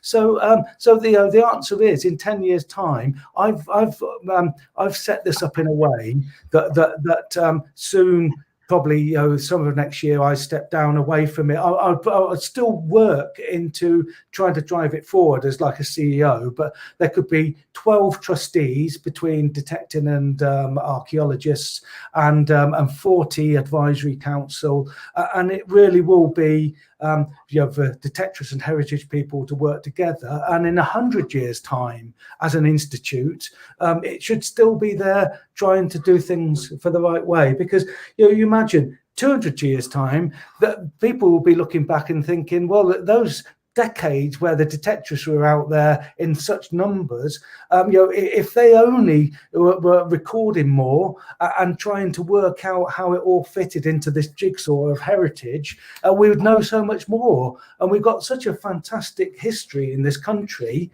We should be doing everything to try and, I love history. That's my son, by the way, up there.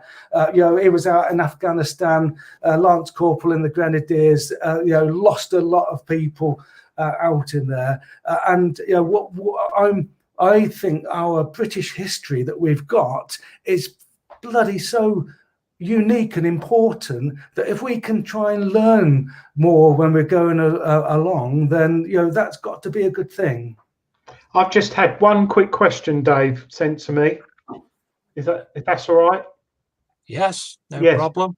P. Patterson, after seeing tonight's show, are you concerned, this is to you, Keith, that this will scare off detectorists and take the hobby into disrespect or something by not recording fines? I think, and basically people not abiding by the rules. Well, because I think what he's saying, he's sent loads of stuff, but he's basically saying that if it does get governed and we get restricted, whereas at the moment they're likely to report fines, if they have to be part of something they don't want to be part of, they're just going to go and detect and not report anything. Because there is, obviously, you've got to have the detectorists on the side, that's the key thing. And I think we have seen some stuff that people have said which it isn't, well, I don't think it's true. They're just seeing it as a threat. So is there any concern that it could cause adverse effect to the hobby by scaring people? Well, I mean, I hope what's come across tonight, and if it hasn't come across, I've done something wrong. It should be coming across that this is all about detectorists working together to try and work out the best way forward, which pleases everyone. The threats from outside is what we're trying to fend off. That's what we're trying to say. Look, don't come to us with saying that there must be legislation and permits and things put in place. Give us a chance to do that.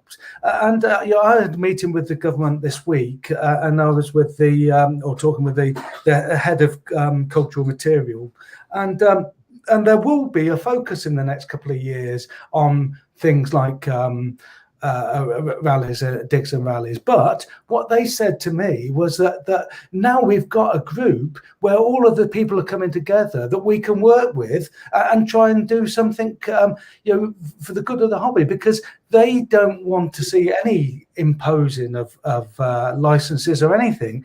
They want to see us trying to work within the hobby ourselves to put things in place. And if I've done anything to make anyone think that I'm for any licensing or regulations, then I've done something wrong, because it is not the case. This is just a voluntary situation. The good thing is about the voluntary side of it, just look at the people on that Digs and Valleys group and see how they're trying to to be involved in this, and I think that tells us everything. Brilliant, thank you. Well, that was one question. That was one that wasn't a load of people saying that. It was just Pete Patterson. Marcus Regton's asked me, could he see a post? And I'm not 100% sure what post you're on about, Marcus, I'm afraid. Is it about the document that was brought out today that Keith read out? Ah, right. Was that what you're on about, Keith? The documents come out today? Yeah, no, this is an article which has come out today.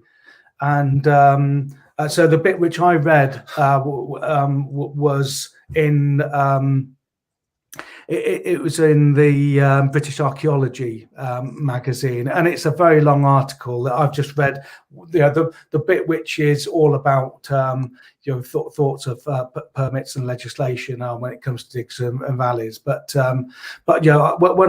when I thought that the idea of setting up this Digs and Rallies group and speaking to Mark Becker and asking him to chair this, it was all about knowing that these things are coming along, and actually we want to be at the front of this, and we want to actually forge our own future rather than anybody else saying what should and shouldn't be done. So that is an article. It's literally just come out to today, that one. But also what you will also find is that there's an embargo on it at the moment, but there is a press release at the moment from the government on the Treasure Act. And so I was talking with the Times today, and that will be quite interesting. Their approach on this. Now, Luke's asked, just for a quick explanation, if you can. You've mentioned the DDRG a number of times. Can you just elaborate on that a little bit for us? Yeah. So the Detectorist Digs and Rallies group, it's like a special interest project group within the Association of Detectorists. So quite like the Chartered Institute for Archaeology has special interest groups, and that they sort of run on their own for decades and things. What we've done is we've set up this group, and one of the things that we've asked is if you are an organizer of a dig and rally and you want to be visibly seen to support the code of practice, and also want to be seen as trying to work towards developing new best practice for this, then send your logos through, and the new Association of Detectorists website will be out in the next few days, and the page there will show all of these different, and I think there's about 36 different groups in there at the moment, and around 62 members, and each member should be closely involved with digs and rallies. So it's all about thinking to ourselves, well, okay, let's try and find a consistency, because we will not make sure that things are the same in Cornwall as they are in Cumbria, and we're all approaching it in the same way, so that if there is somebody just saying, oh crikey, we just found something here, what do we do? We've got a similar approach to knowing how to deal with that, and how then to get people in to come and excavate it. It may be not as complicated as an in situ find. It could be a scattered deposit. So let's say that there was a villa site that's been undiscovered there, and there suddenly you've got 15 detectorists coming from all different directions, picking up coins and such. And if we're now trying to to record this, and you know that the other detectorist next to you is going to record it, that scattered deposit will then all be logged in a way that it will be known forever that this is a historical site, and to build off of it, rather than have a situation where actually everything just disappears, or somebody mentioned the other day hoovered up, and there's never any record of it happening. So for anybody who does want any more information regarding the AOD and the future of the AOD, what's happening there, where is the best place to find that? Yeah, I was hoping it was going to be done. I think we're in the same position, Dave. I think you were hoping that. Well, you said something earlier on those lines, but no, the Association of Detectorists website is going to be completely changed, because everything's really out of date on the old one, and that should happen in the next few days. And so if you look at detectorists.org.uk, that's a website. The one you'll see at the moment is pretty awful, which will be disappearing. And but before Christmas, that will be all up and running, and it will be open for membership. Marvelous. Brilliant. Adrian, have you anything to add before we depart these five people? Just one quick question. Are we talking about England, Scotland and Wales, or just England? No, England, Scotland, Wales, Northern Ireland. We've also, but actually, we're still in the situation where the project is going on. So the project through Historic England for forming the Institute will continue for the next sort of 6-7 months or so. And there we've got all of the national museums, the national agencies being the government agencies. We've got all of the main landowner bodies involved, the Institute of Conservation. Anyone you can think of is on that advisory board, and that's for England, Scotland, Wales, Northern Ireland. But we've also got the chief archaeologist of Ireland on as an observer on that as well. The thing is there with Ireland, which has got a different approach to metal detection. They're really keen on working with detectorists on archaeological sites, and that may be as well with community archaeologists, where there may be metal detecting licenses given out with a community archaeologist to do work, which will be a real new thing for Ireland on that. So it's certainly the UK, but it could spread a bit further. And certainly the work that we're doing on methodologies and such, hopefully will be looked at in different countries as well. I mean, I'll just mention quickly that I received a scholarship to go over to Virginia a couple of years ago and work on the fourth president and founder of the Constitution, President James Madison estate. And that was working with detectorists and archaeologists. And the course was all about building bridges between archaeologists and detectorists. And not that it would get detectorists too excited, because what we were looking for is nails. That's what we were surveying, is for nails. But because we know that the wrought nails and the rose design on them was from a particular time of late 18th century, we could then find out where the enslaved quarters were, and now they're actually understanding now how the president and the slaves were sort of positioned on that estate. So there isn't much being done in other countries when it comes to this, but let's hope we can all work together on this. Thank you. My final question: will you be at the next Detectival? Yes, if Mark invites me. In fact, he invited me to the last one, and but we wasn't in a position to be able to go at that time, because we just we're still as just a project, a feasibility study at that stage. Right. And but I did, as Mark will tell you, I did put together a leaflet to give out to everyone there, which had a scale on for doing photographs and things. So Brilliant. I did support at that point. Excellent. Thanks, Keith. Thanks for coming on. And yeah, it's definitely got a lot of people talking. So thanks for coming on tonight. And I hope you don't keep working 7 days a week. You need to be around if you want it to succeed. We don't want to hear you. I'll tell you what, I started at 4:30 Sunday morning because I couldn't sleep. And Monday this week, I was so bloody head gone. I couldn't do a thing. I was useless all day Monday.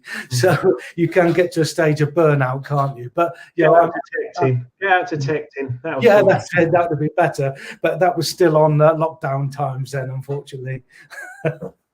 Well, again, Keith, thanks for coming on the show tonight. It's been a pleasure to obviously speak to you in depth. I'm apologise for the questions that I didn't get because I'm like that. But there has been a lot of questions via text, via Facebook, via the comments box at the side, all over the place. So thanks for that. And I hope it has given the viewers the information that they wanted, both for good or for bad. They can obviously make their own minds up.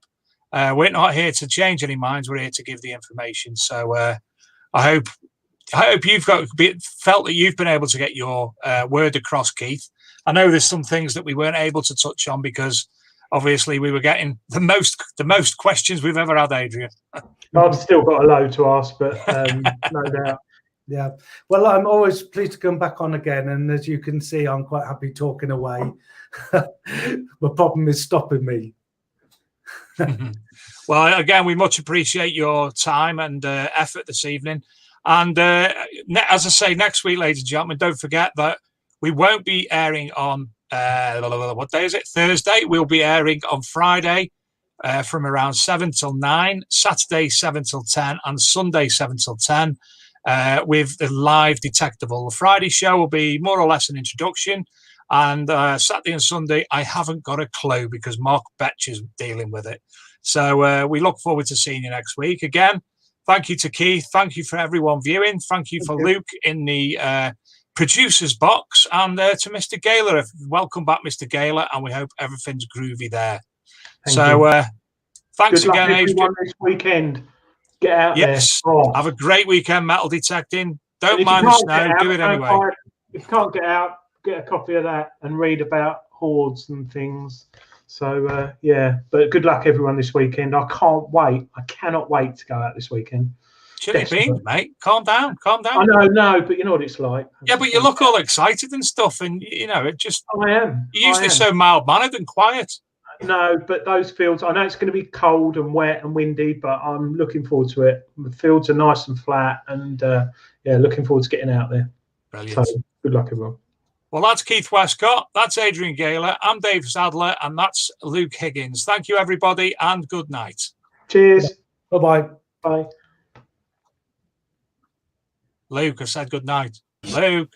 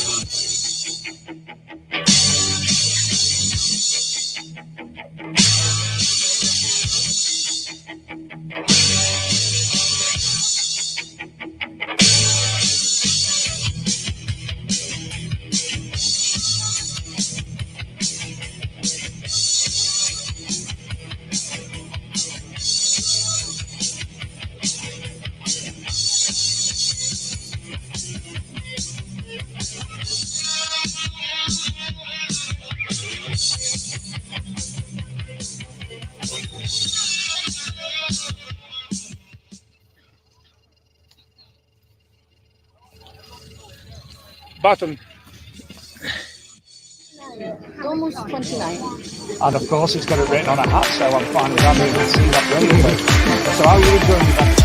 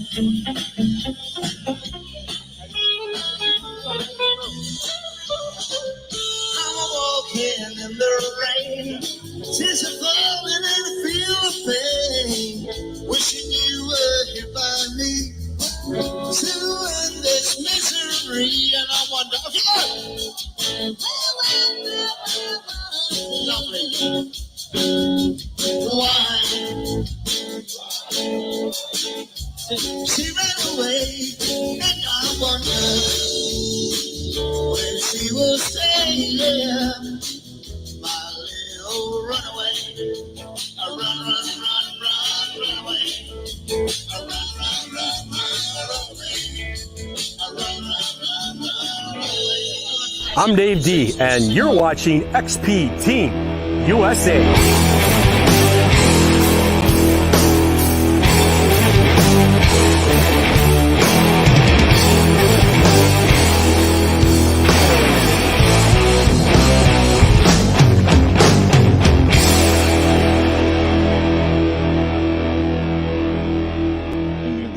Make sure you get subscribed. There you go. Simplex with the simplex. Sorry about the ambush, mate. I'm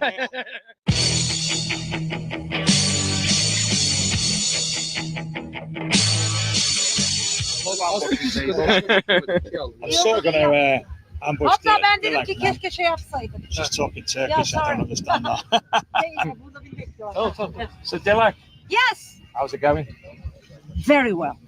It was, for us, it was a very successful event. Yeah. Last night's launch, I'll tell you how many viewers it's had, but you won't be surprised because it was a very novel way of introducing the simplex. Thank you. Yeah, we were so happy with we had a huge, with the interest, we had a huge crowd here. And I felt bad because the guys here at the back couldn't really see the mermaid show. So I felt a little bit bad, but we were very happy with the, number of people that were there to watch us. So, yeah. Well, I was very lucky, obviously, the position I was in, I was able to film the mermaid.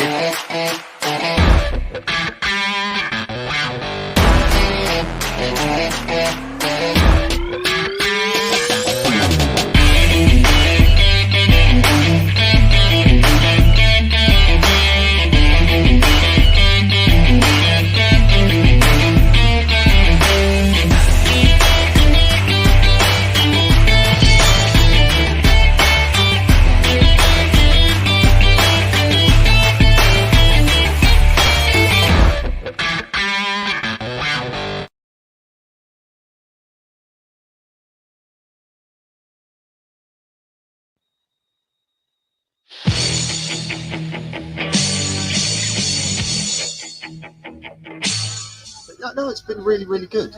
I couldn't have wished for anything better, actually. It's been great people. Fine, I've seen some good Romans, some Silverhammer, but it's just a good laugh, isn't it? It's been great. And Dilek's I was talking to Dilek about Andy Savage's finds earlier. He found the 2 Romans and then come back, carried on playing in the showground and found another Roman.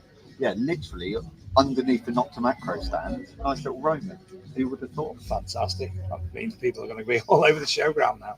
Yeah. Well, I'm staying tonight, so I'm going to give it a go. See what else is there. So how's the weekend with leisure promotions on a whole? Yeah, really good. It's been productive, catching up with people that we don't see very often. We've sold a few bits, but all right, we're a dealer and we like to sell things, of course, but that's not why we come. We come to catch up with people. We come for the social. That's why we've got the seats out and having a good laugh.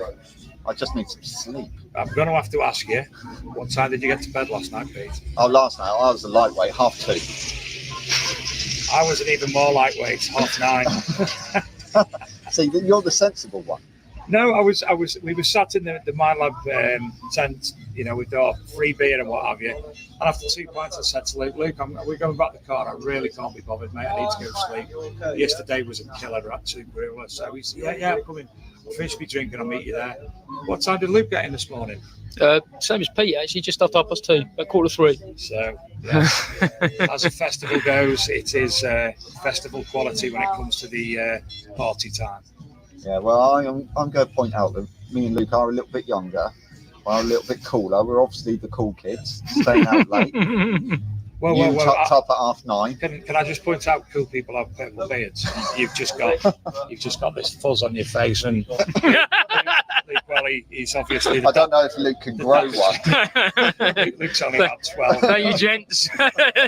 I'm leaning on live as well. That's brilliant. I'm leaning on one of the stands here because I'm so tired and I'm pushing it away. My legs are just done in. I've got bags under my eyes. It's a good that this is a podcast. We'll forget that bit. This is a podcast. Bags, my legs are like jelly, but it's the same every year. We're getting used to it. Worn out. Well, one thing myself and Luke would like to say to you, Pete, personally, is thank you. You've supported us so much with both the magazines, with the podcasts, even behind the scenes when I've asked you questions and you've pointed me in the right direction. Give us hints about what we could offer differently in the podcast and the magazine, and it's been an absolute pleasure to have your support. No, it's our pleasure, and I work with the good guys. So if we meet up with someone and we can see that you're doing things the right way and you're nice people, and that's what's key for us, and we love it. It's all good. This is the professional me now. There is another side. Yeah, we're waiting until the mics go off for that conversation. So you've had all the YouTubers here this weekend as well, meeting and greeting folk and chatting. Yeah, they've been here, but I haven't told them to meet and greet. They've been out detecting, enjoying themselves. I'm sure you'll see their videos from Discriminators, Grim. Who we had here? Yeah, so Stephen Pettican, Grim, South Coast Detecting, UK Dirt Diggers UK.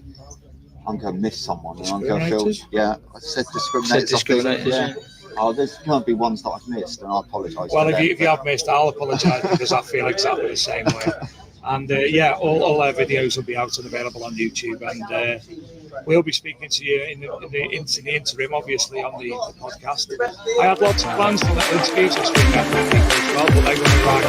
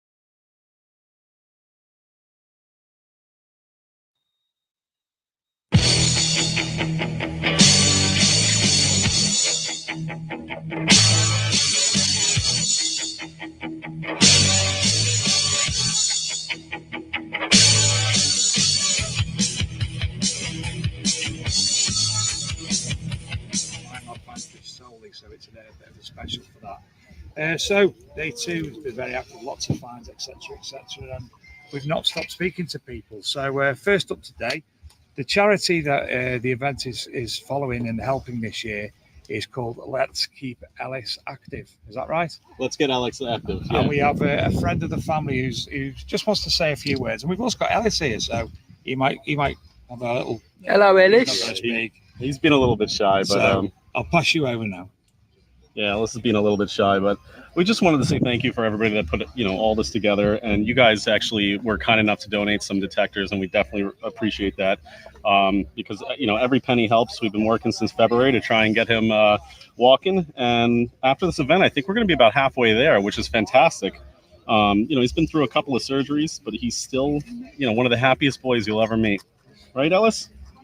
We just want to say thank you. We really appreciate it. Keeping him, obviously, been active, been opposite us for the past 2 days, and been keeping an eye on him. And he's going round with his little, trying to get round on his little buggy, having a play with his sisters. What is the actual condition that Ellis has got that's causing him not to be able to walk? He has something called arthrogryposis, which basically, if you can see his hands are turned in and the legs are the same way. So what ends up happening is, without the surgery, everything just basically turns in is a good description of it. So he can't walk. He has difficulty gripping things. So without, surgery, there's just no chance of him walking ever. But of course, the rarity of the disease leads to the fact that there are very few people that actually can operate on him. And so the only person that can actually is from the United States and in Florida, which drives up the cost. So otherwise, he'd probably be walking if it was something a little more simpler, a little more common, but it's not. It's a complicated condition. So what is the...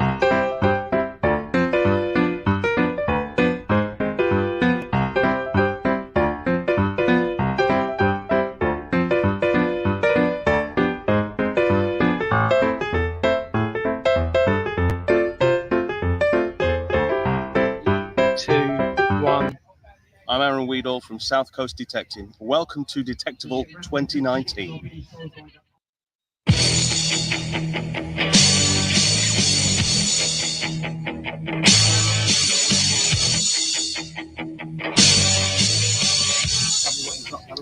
Oh, we've got lots of crafts going on. There's some people doing textile work down there. We've got an authentic wagon wheel that one of our members built. I'm doing some textile work myself. My husband, who's currently just wanting to get a coffee, he's doing some antler work. We've got some helmets being made over there, and probably some other things that I haven't even seen myself yet.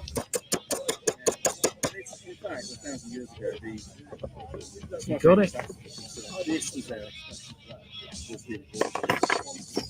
Wow.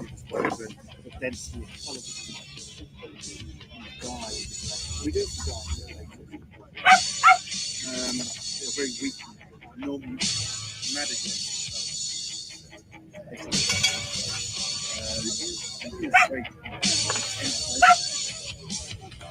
And one of the shocking is one of the quite often seen going in versions on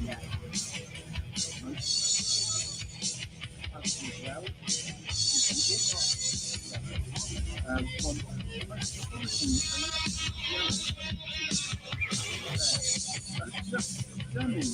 Imagine going around the street. I don't think you'd be necessarily. Absolutely brilliant. Graham, how do you feel? That's about the machine. And the machine's quality, man. I'm just holding it now, and it's a strong machine, like robust. Like I really think like you could get out in the field and give it a good battering, and it'd be. It just runs, and it's so simple to use. Till it just went through really quick, and I was like, "Oh and yeah, I could go straight on the field now and detect." It really is simple. Basically, that's why we called it simplex. We say it's simple enough for the beginner, yet impressive enough for the expert. And this is the one that last year had the competition for the naming. No. That's the next one. Not the one that I'm going to show today. That's for our multi-frequency device, simultaneous frequency device that's going to come out in the future. I've got you. I'm with you now. I chose the name for that, but I'm not going to reveal it because everybody might think that it's coming out very soon, which is not. But yeah, that naming competition was for the simultaneous frequency machine. Yeah. Marvelous. Yeah. You got one? No,